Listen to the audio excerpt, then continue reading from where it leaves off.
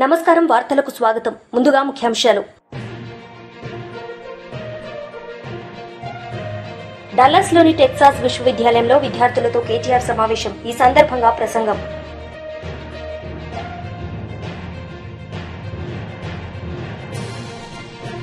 మాజీ మంత్రి సజ్జల రామకృష్ణారెడ్డి మీడియా సమావేశం. పలు అంశాలపై వివరణ. డల్లాస్లోని టెక్సాస్ విశ్వవిద్యాలయంలో విద్యార్థులతో కేటీఆర్ సమావేశమయ్యారు. ఈ సందర్భంగా విద్యార్థులను ఉద్దేశించి కేటీఆర్ ప్రసంగించారు. Even to just talk to my parents, we had those scratch cards, I don't know if any of you know that. Those stupid scratch cards, you have to do that, and then you literally were counting because you're a student, you don't have enough money, and you don't want to burn a hole in your parents' pocket. So you would want to be judicious, right? So డబ్బులు ఎక్కువ ఖర్చు పెడుతున్నామని guilty feeling ఉంటుంది, parents డబ్బులు కదా అని. అట్లాంటి phone చేసి 10 నిమిషాలు మాట్లాడదామంటే కూడా ఇండియాలో ఎస్టీడీ బూత్లు ఉండేది ఒకప్పుడు, ఐఎస్డి ఎస్టీడీ బూత్లు. అది చూస్తూ మాట్లాడాలన్నమాట. అది ఎట్లెట్లా దాని రేటు పెరుగుతుంటే అట్లా మన బీపీ పెరుగుతుంది. డబ్బులు అయిపోతున్నాయి, అరేంజ్మెంట్ పెట్టేయాలి, ఆ టైప్ లో ఉండేది ఒకప్పుడు. కానీ ఇప్పుడు everything is so cool. You have wifi connectivity, you can call your mom and dad, you can face time them, you can talk to them, you can even engage in a conference call with all of your siblings or family members, etc., etc. So things are very, very different now, and connectivity also has improved rapidly. I'm sure Dallas has direct flights back to India. Not yet. Oh, that sucks. I thought you guys had direct flights, no? So మాకు అప్పుడైతే ఇంకా కష్టం, 2-3 ఫ్లైట్లు మారిపోవాలి, అది కూడా long లేఓవర్స్. అసలు US రావాలంటే సప్త సముద్రాలు దాటి అదే పోరాటం లాగా ఉండేది మాకు. అంటే ఆల్మోస్ట్ 30 hours జర్నీ చేసి వచ్చి 3-4 రోజులు జెట్ లాగ్ అయ్యి ఆ టైప్ లో ఉండేది. So things have changed, and things have changed even more so, especially on the technology front. What Covid really showed us was that geography doesn't matter. No matter where you are in the world, if you have the ability, if you have the expertise, if you have the knowledge to actually come out with a world-class product, the world will lap it up. Because if you remember, some of the vaccines that came out during COVID were actually from India. And India in general is considered a country which pretty much is the factory in terms of pharmaceuticals, bulk drugs, chemicals, etc., but not really known for its innovation, not really known for its original products. But during COVID, 3 vaccines that were created came out of India, and they became super popular. Covaxin, of course, all of you know, Bharat Biotech. And then there was another one called Corbevi from Biologically. And then there was a third one as well. All 3 of them actually came from India, and more so, proudly for us, 2 of them came from Hyderabad, which again is a huge thing. So, Covid లో మనం ఏదైతే చూసామో that ఎక్కడో ఇండియాలో, తమిళనాడులో, ఒక చిన్న మారుమూల పల్లెలో కూడా ఉండే ఒక వ్యక్తి ఇక్కడ యుఎస్ లో ఉండే ఇంకో కంపెనీకి ఇంజనీరింగ్ సొల్యూషన్స్ కానీ, డిజైన్ సొల్యూషన్స్ కానీ without much of H provide చేయగలుగుతున్నారు. చక్కగా వాళ్ళకి కావాల్సిన పద్ధతుల్లో ఆల్మోస్ట్ 99% ప్రీ కోవిడ్ ఎఫిషియన్సీతో పనిచేస్తున్నారు. జస్ట్ కనెక్టివిటీ ఉంటే చాలు అని వచ్చిన తర్వాత really innovation has become a topic which basically surpassed all geographical and all other boundaries that we tend to have. That's one thing we all need to remember. You could be in UT Dallas, which is one of the best universities in the world, which definitely has the best of facilities, the best of faculty, the best of contributions, best of amenities for all of you to lap up and lash onto and live the American dream. But the fact is, there are innovators across the world who have more fire in the belly than you guys. You better remember that. నేను ఒకటి గమనించింది. మాజీ మంత్రి Sajjala Ramakrishna Reddy media సమావేశం నిర్వహించారు. ఈ సందర్భంగా ఆయన మాట్లాడారు. అలాగే కార్యకర్తలతో పాటు ప్రజలు, వివిధ ప్రజా సంఘాలు పాల్గొన్న నిరసన ప్రదర్శనలు, ఆ ప్రదర్శనలకు వచ్చిన స్పందనను బట్టే తెలుస్తుంది ఈ వ్యతిరేకత ఎంత ఉందనేది. అందులో హై ఎక్స్పెక్టేషన్స్తో రిజల్ట్స్లో స్వీప్ చేసిన కూటమి. ఇదే పరిస్థితి 2019లో వచ్చింది. మా పార్టీ సింగిల్గా పోటీ చేసి జగన్మోహన్ రెడ్డి గారు 151 స్థానాలు గెలిస్తే ఈరోజు 3 పార్టీలు గెలిచి అలాంటి స్వింగే ఇటువైపు వచ్చింది. దాని తర్వాత మా పార్టీకి సంబంధించినంత వరకు తర్వాత వచ్చిన లోకల్ బాడీస్ ఎలక్షన్లో కానీ, స్థానిక సంస్థల ఎలక్షన్లో కానీ, లేదా ఇంకా ఎక్కడ ఏ సందర్భం వచ్చినా వస్తున్న విశేష స్పందన, ఒక పాజిటివ్ రెస్పాన్స్ ఒక ప్రభుత్వంలో ఉన్న పార్టీకి, అది దేనికి నిదర్శనం. అలాగే తెలుగుదేశం పార్టీ ఇప్పుడు వచ్చిన తర్వాత ఈ ఏడాదిలో ఈ వ్యతిరేకత ఏదైతే ఈరోజు మా నిరసన ప్రదర్శనలకు వచ్చిన స్పందన ద్వారా కనపడుతున్న వ్యతిరేకత, ఇది దేనికి నిదర్శనం. అలాగే 19లో జగన్మోహన్ రెడ్డి గారు అధికారం చేపట్టిన తర్వాత ల్యాండ్ స్లైడ్ విక్టరీతో తెలుగుదేశం పార్టీ కూకటి వేళ్లతో సహా బయటికి పెకలించేశారు జనం అని కనిపించినప్పుడు, దాదాపు 2-3 ఏళ్ళు ఆ పార్టీ పరిస్థితి ఏంది, నాయకులు ఎక్కడ ఉండేవాళ్ళు. అలాగే 24లో కోలుకోలేని దెబ్బలాగా కనిపించిన మాకు సెట్ బ్యాక్ ఏదైతే ఎన్నికల్లో వచ్చిందో, ఆ వారం తిరక్కముందే అప్పటి నుంచి ప్రజల్లో మమేకమై ఒక ప్రతిపక్షంగా, బాధ్యతాయుతమైన ప్రతిపక్షంగా వైఎస్ఆర్సీపీ ఎలా వ్యవహరించింది, ఇది దేనికి నిదర్శనం. నేను ఎందుకు అడుగుతున్నా అంటే కాంట్రాస్ట్ క్లియర్గా కనపడుతుంది. అధికారంలో ఉండడము, ప్రతిపక్షంలో కూర్చోవడము రాజకీయ పార్టీలకు సర్వసాధారణం. ఎల్లకాలం ఎవరూ ఉండలేరు, ఉండాలని కోరుకోవడం కూడా కరెక్ట్ కూడా కాదు. ఈ రెండు కలిస్తేనే ప్రజాస్వామ్యంలో ఒక సంపూర్ణత వస్తుంది, దానికి సర్కిల్ పూర్తి అవుతుంది. బాధ్యతలు మనం 5 ఏళ్ళు మనకిచ్చిన మ్యాండేట్ ఏ రకంగా మనం చేసినాము, దాని తర్వాత ప్రజల తీర్పు ఎట్లుంటుంది అనేది పక్కకు పెడితే మనం ఎట్లా చేశాము అని ఎవరికి వాళ్ళు ఆత్మ పరిశీలన చేసుకొని కరెక్షన్స్ చేసుకుంటూ మళ్ళీ పోవాల్సి ఉంటుంది. కానీ ప్రజల్లో ఉండడం అనేది ప్రధానమైన ప్రాతిపదిక. అధికారంలో రావడానికి కాదు, ఓ రాజకీయ పార్టీగా దాని ఉనికి నిలబడాలంటే ప్రజల్లో ఉండడం అనేది ప్రధానమైన ప్రాతిపదిక. ఆ ప్రాతిపదికను వైఎస్ జగన్మోహన్ రెడ్డి గారు కానీ, వైఎస్ఆర్ కాంగ్రెస్ పార్టీ కానీ రైట్ ఫ్రమ్ ఇన్సెప్షన్, పార్టీ పుట్టుక నుంచి, అంతకుముందు తన తండ్రి మరణం తర్వాత జగన్మోహన్ రెడ్డి గారు ప్రజల్లో అడుగు పెట్టినప్పటి నుంచి ఆ ప్రస్థానం అదే తరహాలో స్థిరంగా మరింత నిబద్ధతతో సాగుతూనే ఉంది నిరంతరం. ఇది గర్వంగా చెప్పుకుంటాం. అందుకే 24లో 5 ఏళ్లలో బహుశా చరిత్రలోనే వరుసపెట్టి రాసుకుంటే రికార్డు స్థాయిలో ఇచ్చిన హామీలను 99% పైగా అమలు చేయడమే కాకుండా, అందులో నాకు తెలిసి 97-98% ఫస్ట్ ఇయర్లోనే అమలు చేసి, అలాగే వివిధ రంగాల్లో ఒక హోలిస్టిక్ అప్రోచ్తో, అంటే సమగ్రంగా ఎండ్ టు ఎండ్ సొల్యూషన్స్ తీసుకొచ్చే రకంగా గుడ్ గవర్నెన్స్ దగ్గర నుంచి, proper and good governance, not థియరీలో కాదు, ప్రాక్టికల్గా డెలివరీ మెకానిజం దగ్గర నుంచి, అలాగే విద్యా, వైద్యము, వ్యవసాయ రంగాలు, కీలక రంగాల్లో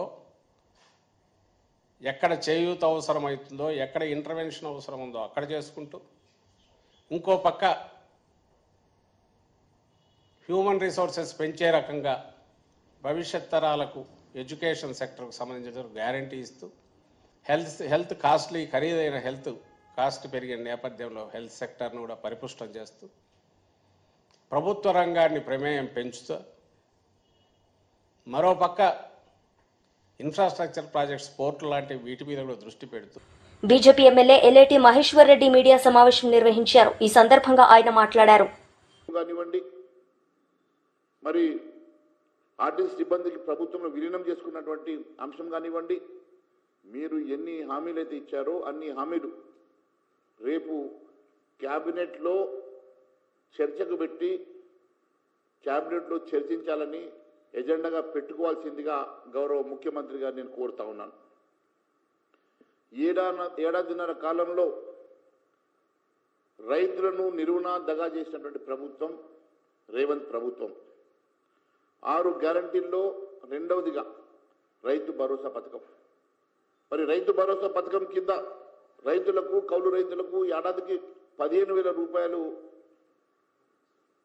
ప్రతి ఏడాది ఇస్తామని చెప్పినటువంటి రేవంత్ సర్కారు దాన్ని 12,000కి కుదించి అది కూడా ఒక రబీ సీజన్ ఎగ్గొట్టారు. ఖరీఫ్ సీజన్లో కేవలం 4 ఎకరాలకి పంటకు డబ్బులేసి మళ్ళీ రబీ సీజన్ వచ్చినా ఇప్పటి వరకు దాని ఆలోచన చేసే దిశగా కూడా ప్రభుత్వం ఆలోచన చేస్తలేదు. మరి రేపు మీ క్యాబినెట్ మీటింగ్లో ప్రతి రైతుకు మీరు అధికారులు వచ్చిన ఏడాదిన్నరలో ప్రతి ఎకరాకు మీరు ఎంతైతే బాకీ ఉన్నారో ఆ బాకీ అంతా కూడా ఖచ్చితంగా రేపు మీ క్యాబినెట్ మీటింగ్లో నిర్ణయం తీసుకొని వెంటనే జమ చేయాల్సిందిగా భారతీయ జనతా పార్టీ తరఫున డిమాండ్ చేస్తూ ఉన్నా. అంతేకాదు ఏదైతే మీరు జనవరి రిపబ్లిక్ డే రోజున మీరు ప్రకటించి ఇప్పటి వరకు రైతు భరోసాలో డబ్బులు రైతు ఖాతాలో జమ చేయకపోవడం అనేది చాలా బాధాకరం. ఇది కేవలం రైతులను మోసం చేయడం, ఇచ్చిన హామీలను ఎగబెట్టే ప్రభుత్వంగా మారిన సంగతిని తెలియజేస్తా ఉన్నాను. యనుమల రేవంత్ రెడ్డి ఎగవేతల రేవంత్ రెడ్డిగా మారి ఈ రాష్ట్రాన్ని పూర్తిగా అన్ని వర్గాల ప్రజానీకాన్ని మోసం చేస్తున్నటువంటి రేవంత్ రెడ్డి గారి ప్రభుత్వం రేపు క్యాబినెట్లో మీ ఆస్థాన గుత్తదారుల కోసమో మీ క్యాబినెట్లో మీకు సంబంధించినటువంటి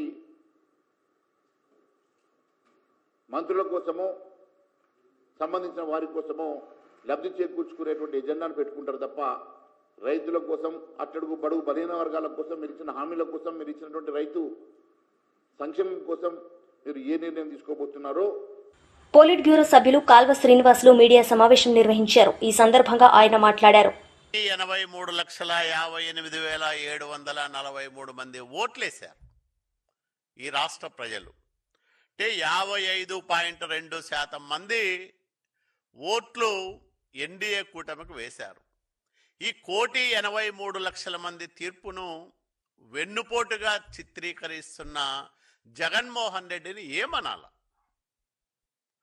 ఒక రాజకీయ పార్టీకి అధ్యక్షుడిగా ఉండి 5 ఏళ్ళు ఒక రాష్ట్రానికి ముఖ్యమంత్రిగా పనిచేసిన వ్యక్తి ప్రజా తీర్పును అపహాస్యం పాలు చేసే విధంగా, ఓట్లేసిన ప్రజలను అవమానించే రీతిలో ఈ రకమైన వెన్నుపోటు దినమని ప్రకటించడం అనేది అత్యంత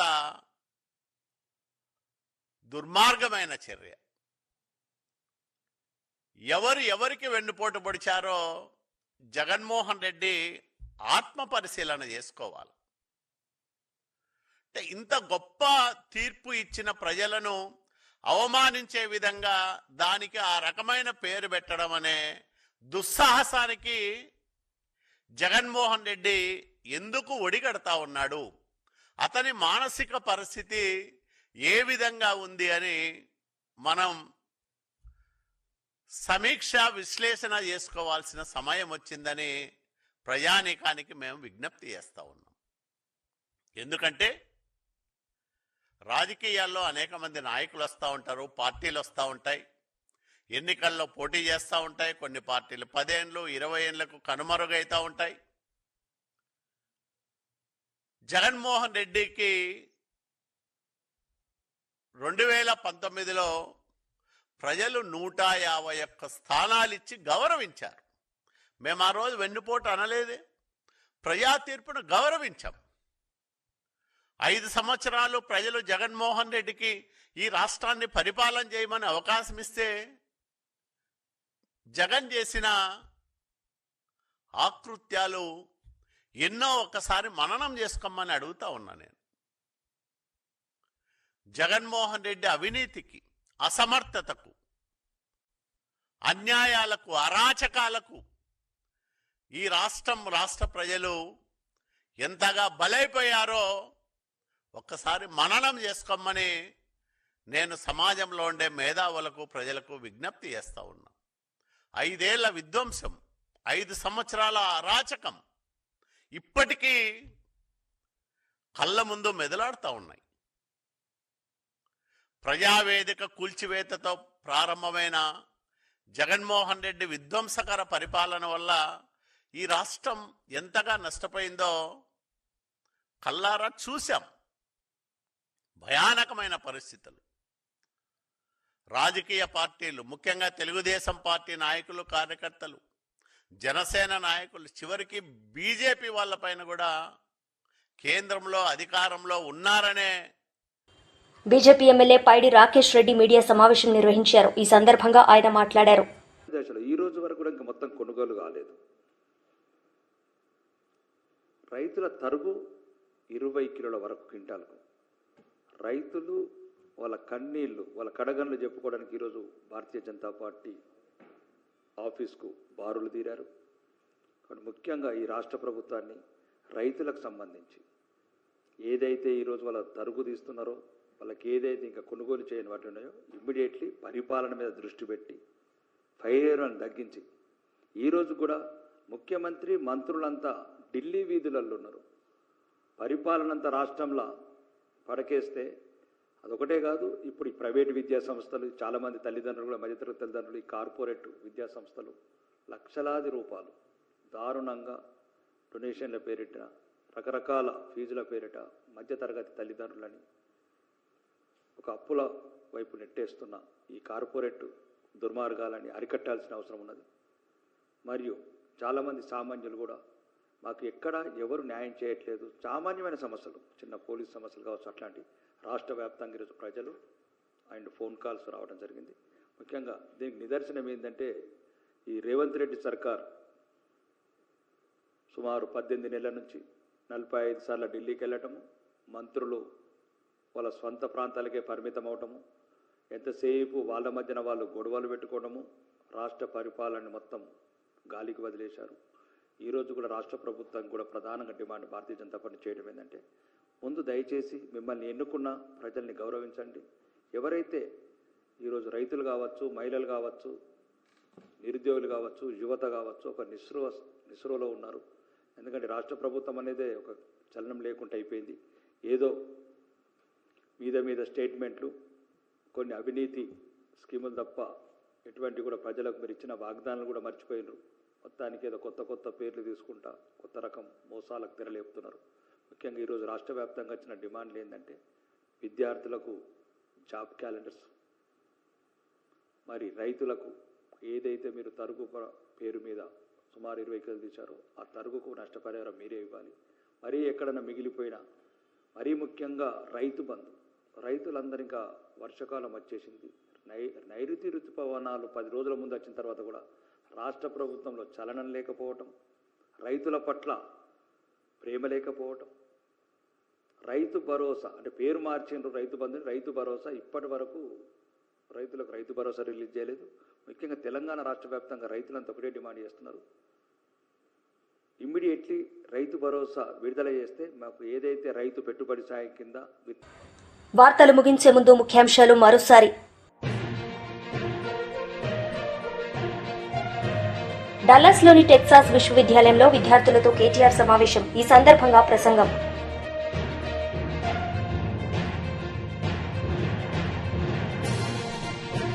మాజీ మంత్రి సజ్జల రామకృష్ణారెడ్డి మీడియా సమావేశం. పలు అంశాలపై వివరణ. ఈ వార్తలు ఇంతటితో సమాప్తం. తిరిగి ప్రసారమయ్యే వార్తల్లో మళ్లీ కలుద్దాం. అంతవరకు సెలవు. నమస్తే.